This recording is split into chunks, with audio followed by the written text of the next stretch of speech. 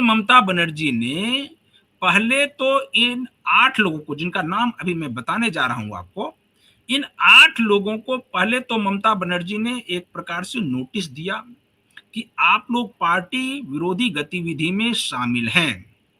और इसके कुछ ही देर बाद इन लोगों को, ये 8 विधायक जो हैं, इनको पार्टी से बाहर कर दिया। यानी आज ममता बनर्जी जो है वो अब पार्टी से बाहर कर रही हैं। हालांकि इनको पार्टी से बाहर करें ना करें इसका कोई औचित्य नहीं है। क्यों मैं ऐसा कह रहा हूं? क्योंकि ये लोग अलग गुट बना करके विधानसभा में रीतव्रत बनर्जी के नेतृत्व में अलग बैठ भी रहे हैं। आपको याद होगा कि कुणाल घोष ने कहा था, जब विधानसभा में शुभेंदु अधिकारी, सीएम शुभेंदु अधिकारी से, कि अब तो विपक्ष का नेता का पद भी रीतव्रत बनर्जी के पास चला गया है, तो हम लोग कहाँ बैठेंगे, हम लोगों को भी बैठने के लिए कम से कम एक कमरा अलॉट कर दीजिए, ताकि हम लोग जो बाकी जो और टीएमसी जो है, अभी मूल टीएमसी जो है, क्योंकि अभी तक तो उस पर दावा किया नहीं गया है, तो जो मूल टीएमसी है उसके विधायक कहाँ बैठेंगे।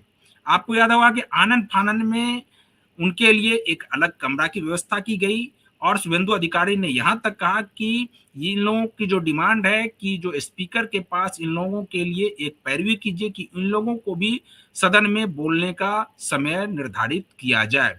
तो ये सब बात पहले की हुई, लेकिन आज जो ममता बनर्जी ने जिन लोगों को बाहर का रास्ता दिखाया, अब मैं उनका नाम आपको एक बार पढ़कर सुना देता हूं कि वो कौन कौन से नाम है जिनको आज ममता बनर्जी ने पार्टी से बाहर का रास्ता दिखा दिया।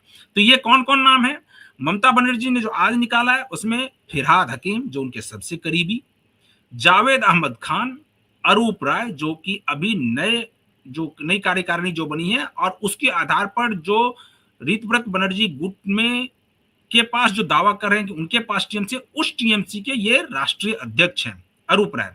इसके अलावा रथिन घोष हैं, विप्लव मित्रा हैं, सबीना यास्मीन हैं, अरूप विश्वास हैं, स्नेहाशीष चक्रवर्ती हैं। तो ये 8 नाम कुल हैं, और इनको पार्टी विरोधी गतिविधियों के आरोप में इनको बाहर का रास्ता ममता बनर्जी ने दिखाया है। अब मामला बंगाल में जो है टीएमसी के अंदर जो है वो बहुत ही तेजी से बढ़ते जा रहा है, और ये बढ़कर क्या अब ये कोर्ट पहुंचने ही वाला है। बिल्कुल ये मामला अब कोर्ट पहुंचेगा, क्योंकि टीएमसी पर अब दावा किसका होगा इसकी लड़ाई है। और ममता बनर्जी ये चाह रही है कि अगर ममता बनर्जी अब इन लोगों को बाहर करके और किसी प्रकार से उस टीएमसी को बचाने में कामयाब हो जाती हैं, तभी उनके पास जो पार्टी फंड है, जिसमें लगभग 1600 करोड़, 1592 करोड़ के आसपास उसमें है जमा रुपए, उस पर भी ममता बनर्जी का कब्जा होगा। अगर वो नहीं होता है तो फिर उस पार्टी फंड का क्या होगा? क्योंकि उसके बाद तो उस पार्टी फंड में भी बंटवारा होगा।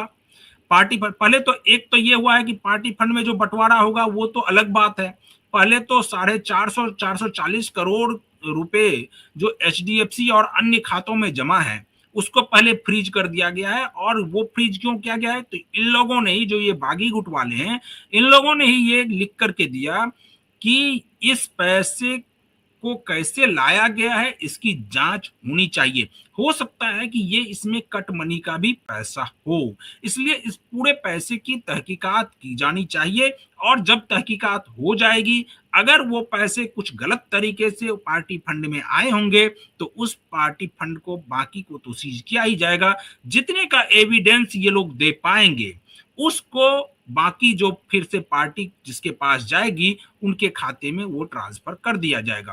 तो ये बात अब जो है बंगाल में मेन जो है वो पार्टी सिंबल और पार्टी से ज्यादा पैसे की लड़ाई बन गई है, क्योंकि सबसे बड़ी पूंजी जो है ममता बनर्जी की वही पार्टी फंड है। और पार्टी फंड पर अगर कब्जा किसी और का हो जाएगा, तो फिर ममता बनर्जी के ऊपर जो केस दर्ज हो रहे हैं, अभिषेक बनर्जी के ऊपर जो केस दर्ज हो रहे हैं, उसके लिए लड़ाई लड़ने के लिए भी पैसे की जरूरत होगी। क्योंकि अगर बड़े बड़े वकील करेंगे, और जो दिल्ली दा वकील सब हैं, और दिल्ली के वकील अगर करेंगे, तो उनको पता है कि किस प्रकार से वो फीस लेते हैं। उनकी फीस कोई हजारों और लाखों में तो होते नहीं है। वो कई करोड़ में फीस लेते हैं। तो वो करोड़ देने के लिए ममता बनर्जी और अभिषेक बनर्जी के पास रोकड़ा भी तो चाहिए। अगर वो नहीं होगा तो वो कहाँ से? इसलिए लड़ाई अब जो है वो अब रीत व्रत बनर्जी गुट और ममता बनर्जी के बीच इसकी लड़ाई है कि उस पैसे पर कब्जा किसका हो। अब आने वाले समय में इस पर जो जिसके पास टीएमसी मूल टीएमसी जाएगी, ज्यादातर फंड उनके पास ही जाएगा।